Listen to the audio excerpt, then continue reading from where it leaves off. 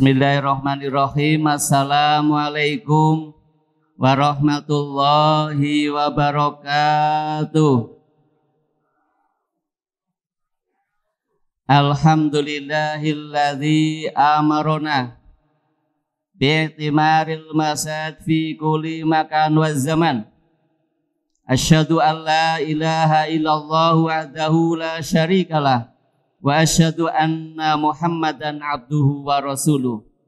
Allahumma salli wa sallim wa barik ala nabiyina Muhammadin wa ala alihi wa ashabihi ajma'in. Amma ba'du.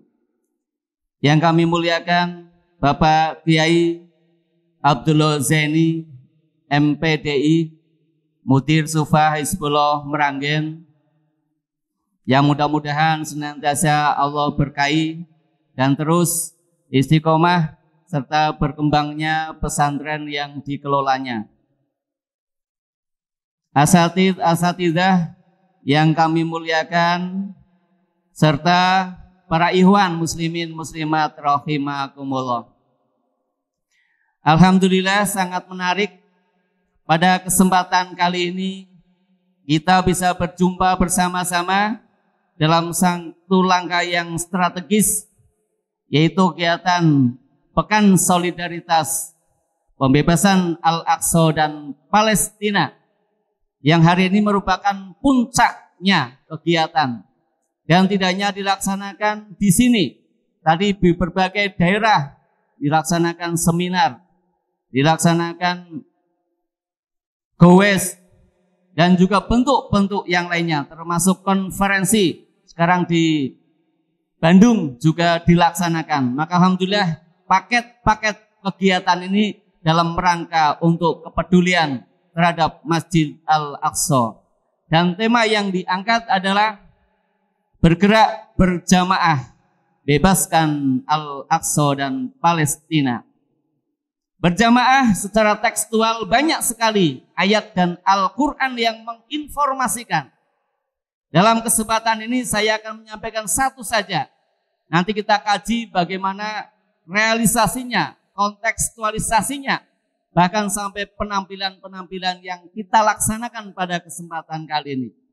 Dalam sebuah riwayat, Rasulullah Sallallahu Alaihi Wasallam bersabda, "Lau anna rajulaini tahaba fillah, ahaduhuma bil masyriqi wal akharu bil maghribi, la jam'allahu ta'ala yaumal qiyamah fayaqul hadzal ladzi ahbabtahu fiyya." Hadirin rahimakumullah, hadis yang sangat menarik. Lau anna rajulaini tahaba fillah, sekiranya ada dua orang yang saling mencintai, tahaba, saling mencintai. Dasarnya Pak, fillah, dalam kerangka ibadah kecintaan kepada Allah Subhanahu wa taala, la jama'a bainahuma yaumal qiyamah, pasti mereka akan dikumpulkan pada hari kiamat. Fayaqul, kemudian dikatakan kepadanya, hadzal ladzi ahbabtahu fiyya. Allah berfirman, inilah orang yang kamu cintai dahulu karena saya. Hadirin rahimakumullah, kalau kita hidup pada masa Rasulullah, kemudian Rasul menyampaikan kalau ada dua orang saling mencintai karena Allah, yang satu di masyriq, satu di maghrib, kira-kira apa yang kita pikirkan? Padahal kita belum pernah melihat masyriq itu mana, maghrib mana. Jaraknya sangat jauh. Mungkin kita akan bertanya kepada Nabi, ya Rasul, kami nggak pernah berjumpa dengan mereka. Ya Rasul, kami nggak bisa berjumpa dengan mereka saat ini. Masya Allah, apa yang disabdakan Rasul pada tahun 571 Masehi sekarang terbukti. Tahaba fillah, saling mencintai karena Allah, yang satu di masyrik, satu di maghrib. Satu di belahan timur, satu di belahan barat. Sekarang terjadi para ikhwan. Sekarang terrealisir. Saya ingin membuktikan dengan panjenengan. Secara lafziyah di sana dijelaskan kalimat jamaah. Itu menunjukkan muslimin tidak hanya satu. Muslimin lebih dari satu yang harus saling mencintai. Dalam dunia digital sekarang, kita mengenal apa yang dinamakan global village. Pak Rifan kenal enggak istilah global village? Kampung dunia. Dunia sudah digambarkan seperti sebuah kampung yang kecil. Dunia sudah bisa diakses setiap hari. Dari kapanpun dan dimanapun berada. Zaman Nabi tidak. Nabi mengatakan cinta Allah satu di timur, satu di barat. Bagaimana akal nyambung itu? Karena perjumpaan timur dan barat tidak mungkin dilakukan saat itu kecuali dengan cara yang sangat berat untuk ditempuhnya melalui jalur darat maupun jalur lautan. Hadirin rahimakumullah. Kalau kita sekolah dulu, kita dikenalkan yang namanya globe. Kenal ya Pak globe ya? Waktu dulu sekolah di SD ya. Ibu-ibu kenal ya globe? Globe itu miniatur dunia. Panjenengan bisa melihat secara tekstual mana Indonesia, mana Palestina. Bisa nggak? Bisa dilihat saat itu. Tapi hanya melihat itu saja. Tidak bisa melihat di dalamnya isinya apa. Kita tidak bisa melihat di belahan bumi mana isinya apa. Karena baru menggunakan globe. Sekarang globe sudah berubah menjadi global village, kampung dunia. Di mana di kampung dunia ini seluruh informasi sudah bisa diakses setiap saat. Sebagai contoh ya, saya dapat postingan.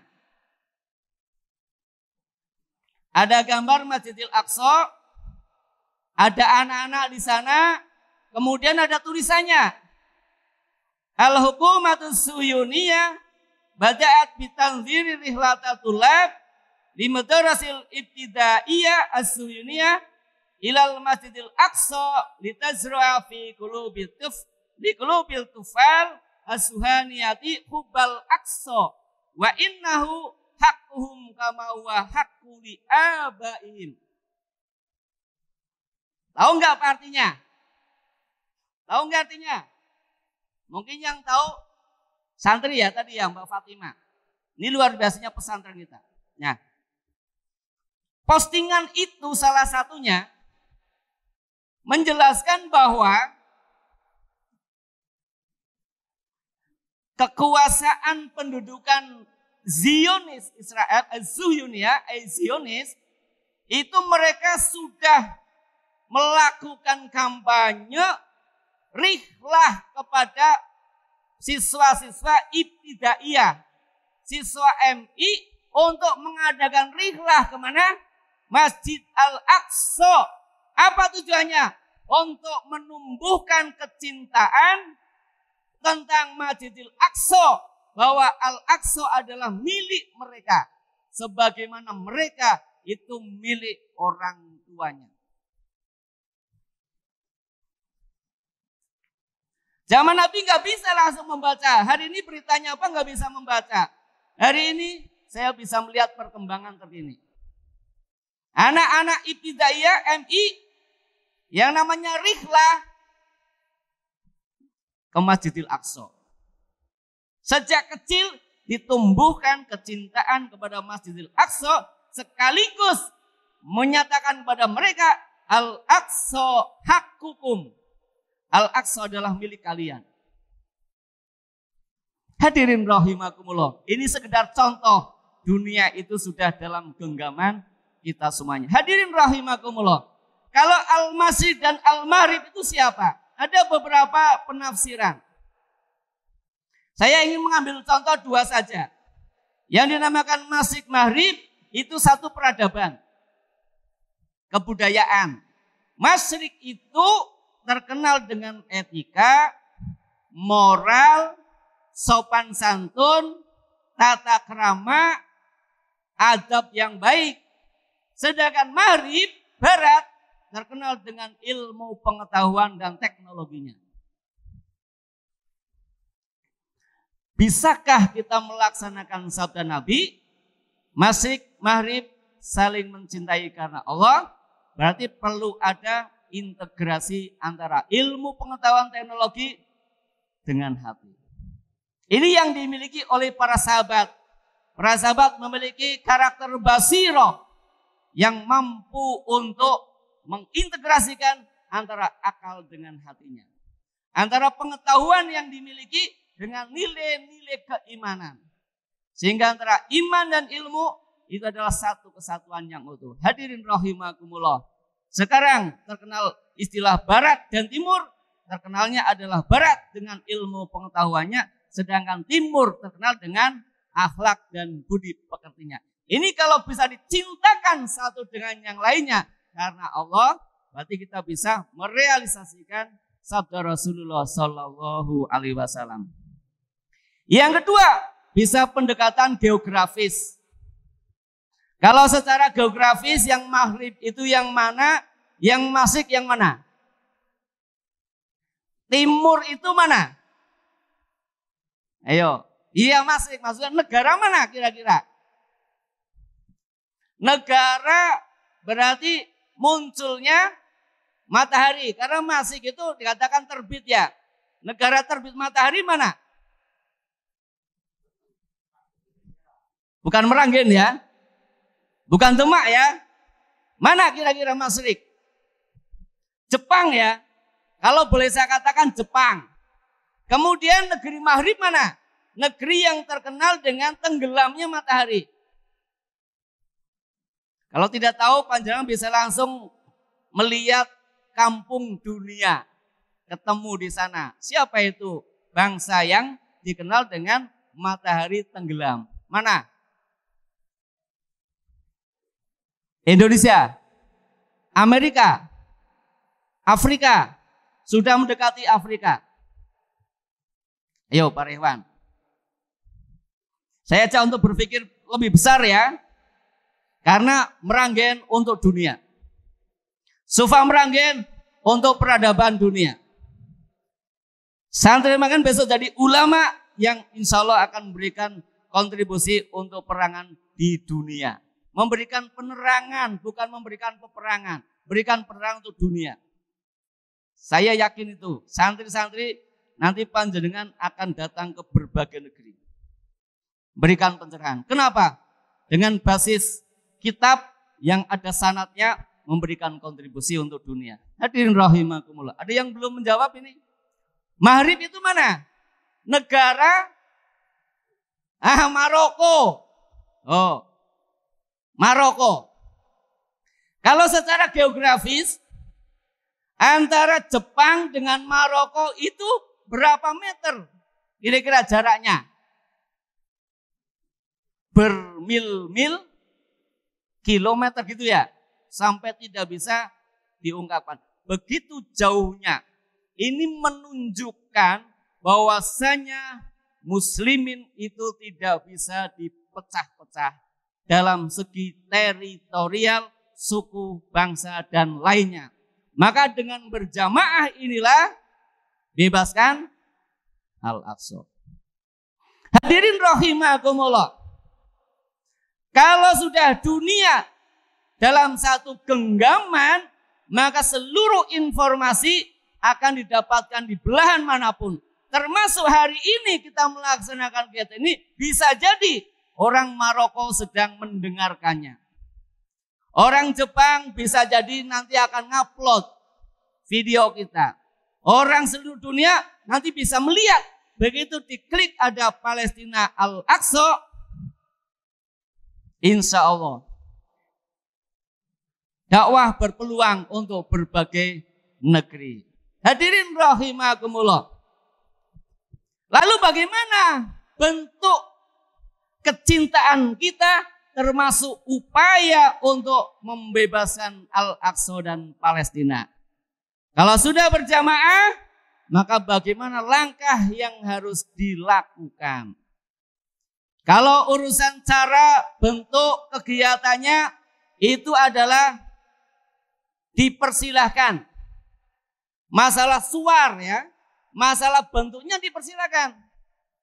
Nabi Muhammad membebaskan Al-Aqsa dengan apa? Peristiwa Isra Mi'raj. Beliau diisrokan sampai ke Masjidil Aqsa. Itu bentuk suarnya. Nabi Musa alaihissalam masuk ke negeri Palestina. Nabi Sulaiman bisa menguasai Palestina. Kita bagaimana? Kita goes Al-Aqsa. Minal Semarang ilal Pekalongan. Nah, itu bentuk suarnya, bentuk kegiatannya tidak masalah. Jangan menyepelekan. Bebaskan Al-Aqsa kok harus goes. Nalarnya di mana? Sama seperti Nabi, ada orang dari barat dan timur saling mencintai. Nalarnya di mana? Ada sesuatu yang suprarasional, bukan irasional.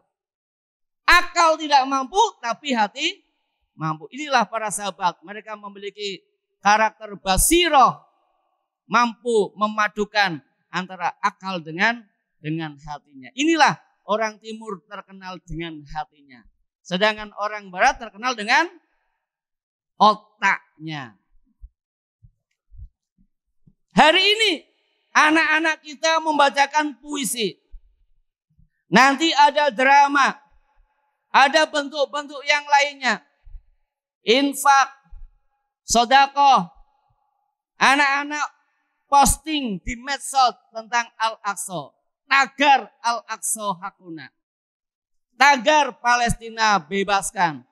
Itu bentuk-bentuk yang tujuannya sama, yaitu maqasidus syariah adalah bentuk kecintaan dan pembebasan Al-Aqsa. Hadirin rahimakumullah. Semua yang dilakukan, semua kegiatan, kita tidak boleh menyepelekannya. Kalau Nabi dulu Isra ke Masjidil Aqsa belum bisa membebaskan, itu adalah sebuah tindakan real tentang kecintaan kepada Al-Aqsa. Kita mengadakan gerak jalan Al-Aqsa malam hari. Sekian kilometer jalan di malam hari. Jangan kita menyepelekannya. Kenapa? Tujuan kita bukan suarnya. Tujuan kita adalah maqasidus syariahnya. Apa maksud syariat yang kita laksanakan itu? Sehingga ketika kita melaksanakan sebuah syariat dalam bentuk apapun sebagai wujud kecintaan kepada Masjid Al-Aqsa, ini adalah bagian perjuangan. Boleh jadi kita sebagai muslimin tidak akan melihat kemerdekaan Palestina. Atau mungkin kita tidak akan bisa melihat Masjid Al-Aqsa sudah bebas untuk dilaksanakan ibadah di dalamnya. Mungkin anak, cucu, cicit, sampai seterusnya yang nanti akan menikmatinya.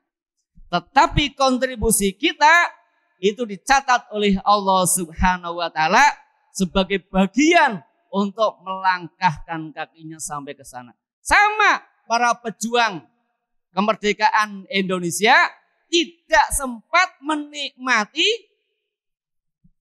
kemerdekaan. Tidak sempat menikmati makan enak. Para pejuang kita nggak bisa menikmati yang namanya kelengkeng. Menikmati anggur, menikmati minuman mineral. Tidak ada. Tetapi dicatat oleh Allah dan dicatat dalam sejarah mereka adalah para syuhada. Mereka adalah para pejuang yang mencoba untuk memerdekakan dirinya. Apa hubungannya dengan Palestina para ikhwan? Palestina juga sama. Apa kontribusi kita?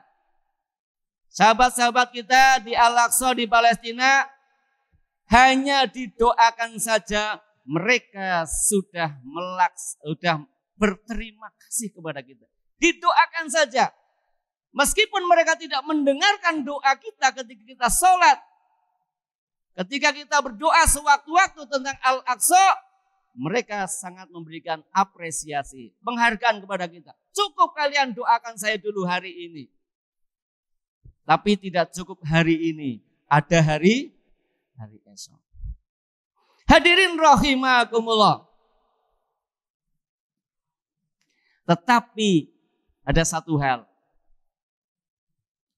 Global Village itu di samping ada dampak positifnya, juga ada dampak negatifnya. Ini yang saya cukup prihatin sekarang di dunia medsos. Di sana ada istilah digital ghetto. Kampung dunia dalam digital itu sudah muncul kampung-kampung di sana. Kampung-kampung digital sudah ada di sana. Tapi kampung-kampungnya bukan namanya wilayah setempat. Bukan namanya Demak, Meranggen, Yerusalem, New York. Enggak. Tetapi digital ghetto di sana sudah memberikan satu identitas masing-masing. Segi negatifnya apa para ikhwan? Sebagian dari mereka berupaya untuk menyerang sebagian yang lainnya. Padahal mereka sama-sama muslim. Ini yang cukup memprihatinkan bagi saya. Mestinya sabda Nabi, jika ada dua orang saling mencintai, satu di barat, satu di timur, itu kita implementasikan dalam dunia digital. Jangan mudah terpengaruh untuk menyalahkan sesama muslim. Jangan mudah untuk menyalahkan sesama muslim. Dan jangan mengatakan bahwa kita adalah yang paling benar. Klaim-klaim ini sebenarnya sedang diciptakan agar kampung dunia itu mereka sudah saling menghujat satu dengan yang lainnya. Padahal kita tidak pernah ketemu di dalamnya. Maka kebenaran itu sulit untuk dicari. Kebenaran bersifatnya emosional. Kalau yang menyampaikan adalah guru saya dengarkan. Tapi kalau yang menyampaikan orang yang berseberangan pendapat dengan saya, maka saya membulingnya. Ini yang terjadi sekarang para ikhwan. Hindari perbuatan tafaruk.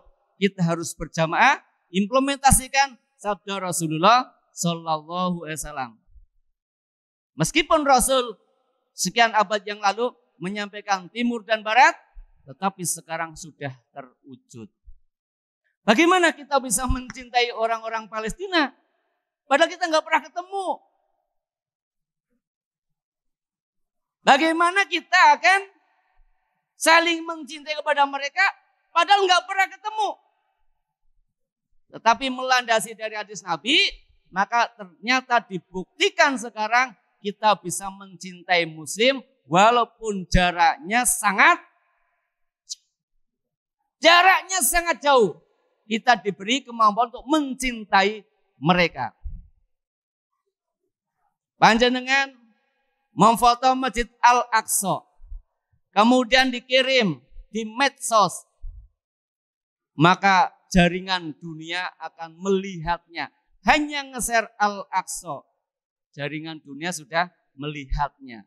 Ketika yang mendengarkan dan melihat adalah orang yang kita cintai, kira-kira mereka senang apa tidak?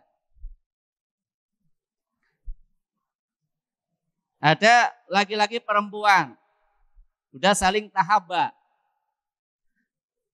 Kemudian dikirim WA, Pak. Kira-kira yang dikirim WA senang apa susah?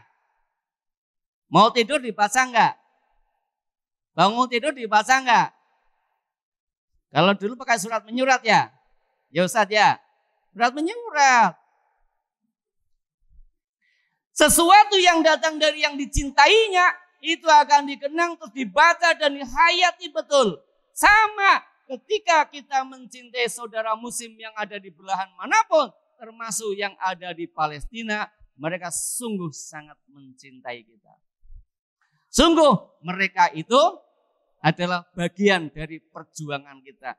Maka makna jamaah itu adalah tidak hanya sekedar tekstual, tapi kita perlu mempraktekannya dalam kehidupan sehari yang tidak dibatasi oleh waktu dan ruang. Semuanya sekarang bisa terakses satu dengan yang lainnya. Tetapi hadirin rahimakumullah, Zionis Israel tidak diam. Mereka ilmu teknologinya lebih canggih daripada kita. Tetapi kita punya iman. Ini bedanya. Mereka punya teknologi yang canggih, tapi kita punya iman. Nanti akan ketemu siapa yang akan menang dan siapa yang akan kalah. Dalam sejarah, iman yang bisa mengalahkan semuanya. Kenapa bambu runcing bisa mengalahkan tank? Betul apa salah? Kenapa bambu runcing bisa mengalahkan tank ke sana? Ini menunjukkan bahwa keimanan itu sungguh memberikan kontribusi dan kekuatan spirit yang luar biasa. Maka tanamkan dalam diri kita kecintaan kepada Al-Aqsa. Al-Aqsa milik kita. Al-Aqsa milik kita semuanya. Bukan milik orang-orang yang ada di sana. Kalau ada yang mengatakan Al-Aqsa ini adalah urusan politik. Kalau ada yang mengatakan Al-Aqsa ini adalah urusan kebangsaan, urusan kekuasaan, maka kita tidak sampai terganggu masalah hasutan itu. Al-Aqsa adalah urusan ad-din. Al-Aqsa adalah urusan agama. Maka serentetan suar kegiatan bentuk-bentuknya semacam apapun dalam kerangka kecintaan kepada Al-Aqsa itu insya Allah akan diberi ganjaran oleh Allah Subhanahu wa ta'ala. Tapi syaratnya fillah, karena Allah. Jangan sampai kita melaksanakan semuanya itu karena tidak yang lain. Tadi Pak Yai mengatakan ibtigha'a mardatillah, semata-mata mengharapkan ridho dari Allah. Kalau mencari wajah nas, manusia isinya mengecewakan Pak. Kalau saya beribadah, saya melakukan serang kegiatan Al-Aqsa karena mencari wajahnya manusia, carmuk, wajah nas, maka manusia tidak akan memberikan kenyamanan pada kita. Kalau manusia melihat, saya lakukan. Kalau orang lain nggak melihat, nggak saya lakukan. Ya enggak? Tapi kalau libtigha'i mardatillah, mencari wajahnya Allah, Allah selalu melihat kita. Karena Allah Maha Al-Basir, melihat kita tidak pernah merem. Kalau kita merem enggak? Tadi malam yang menyiapkan ini, yang lain merem, yang lain kerja. Kalau kita mencarinya wajah manusia, tidur semuanya. Tapi kalau diniati untuk Allah, maka insya Allah bagian. Kemudian Rasul menjelaskan lagi, la jama'ah. Ya, la jama'allahu ta'ala yaumal qiyamah. Dua orang yang saling mencintai karena Allah, yang satu di timur, yang satu di barat, kemudian la jama'ah ta'ala, ya jama'allahu ta'ala, Allah pasti menggunakan lam taukid. Ngaten Pak ya nggih? La jama'ah pasti kumpul. Pasti kumpul. Dua-duanya akan dikumpulkan oleh Allah. Hadirin rahimakumullah. Kalau ada orang kemudian cinta karena Allah, besok di yaumul kiamat dikumpulkan, kira-kira tempat berkumpulnya mereka ada di mana? Kumpulnya mereka ada di mana coba kira-kira? Di akhirat hanya ada dua tempat. Al-Jannah, An-Nar. surga, neraka. Tidak ada di antara duanya kecuali kelompok Mu'tazilah. Al-manzilu baina manzilatain. Orang mukmin tapi dia suka maksiat, tempatnya enggak di surga, tempatnya enggak di neraka. Di mana? Bainahuma al-manzilu baina manzilatain. Di antara surga dan neraka. Itu logika, itu akal menurut mereka. Tetapi yang kita yakini ya, tempat di sana hanya ada dua, surga atau neraka. Kalau Allah kumpulkan orang yang saling mencintai karena Allah, walaupun tidak pernah ketemu, walaupun tidak pernah berkomunikasi, walaupun tidak pernah berpelukan, tapi cintanya fillah, dikumpulkan oleh Allah. Kira-kira dikumpulkannya di surga atau neraka? Surga atau neraka?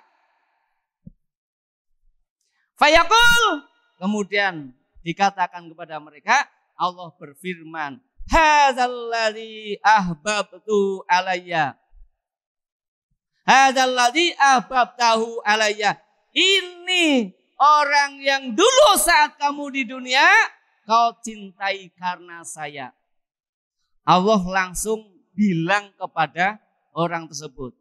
Kira-kira seneng gak kalau diajak ngomong sama Allah? Seneng gak diajak komunikasi oleh Allah? Bahkan ditunjukkan, ini orang yang dulu yang kamu di dunia kau cintai, jaraknya sangat jauh, kau gak pernah ketemu, tapi sekarang kamu saya kumpulkan karena kau dulu cinta karena saya, bukan karena yang lainnya. Surga itu sesuatu yang sangat menakjubkan, tapi ada satu yang lebih menakjubkan daripada surga itu apa? Bisa berjumpa, bisa melihat Allah Subhanahu wa ta'ala. Maka pergerakan, kegiatan-kegiatan yang kita lakukan, kita harus dasari fillah. Karena bergerak berjamaah, bebaskan Al-Aqsa dan Palestina. Tanamkan akidah dulu. Karena orang-orang Zionis Israel juga menanamkan akidah kepada atfal-atfal mereka di madrasah-madrasah mereka untuk berkunjung ke sana. Tidak salah kalau Sufah ini diprogram ziarah Masjid Al-Aqsa. Kalau kita yakin, insya Allah. Karena saudara-saudara kita yang di sana itu banyak mendoakan. Makin banyak orang yang ziarah ke sana, Masya Allah. Maka tadi Pak Yem menyampaikan, mudah-mudahan kita bisa sholat sampai di sana. Dan Allah kabulkan. Karena pendahulunya juga Kiai Haji Fadil Ali Sirot itu sudah memulai berkunjung ke sana. Maka insya Allah yang lainnya akan segera menyusul ke sana. Kalau ada program ziarah Al-Aqsa dirancang oleh Sufah Hizbullah, maka insya Allah akan terrealisir. Walaupun tidak terrealisirnya besok, bisa lusa, bisa bulan depan, bisa tahun depan. Tetapi sudah dirancang dengan baik. Sama hari ini kita baca puisi Al-Aqsa. Kemarin kita goes Al-Aqsa, tapi kita tidak sampai ke Al-Aqsa, kita meninggal duluan. Tapi dicatat oleh Allah Subhanahu wa taala, la jama'a bainahuma, dikumpulkan keduanya di surga. Ini dulu yang kau cintai. Maka mudah-mudahan Allah Subhanahu wa taala memberikan kemudahan dalam perjuangan kemerdekaan Palestina dan membebaskan Al-Aqsa. Sekaligus mudah-mudahan anak cucu kita semuanya diikat hatinya oleh Allah agar tumbuh kecintaan kepada Al-Aqsa. Allahu Akbar. Allahu Akbar. Allahu Akbar. Al-Aqsa. Assalamualaikum warahmatullahi wabarakatuh.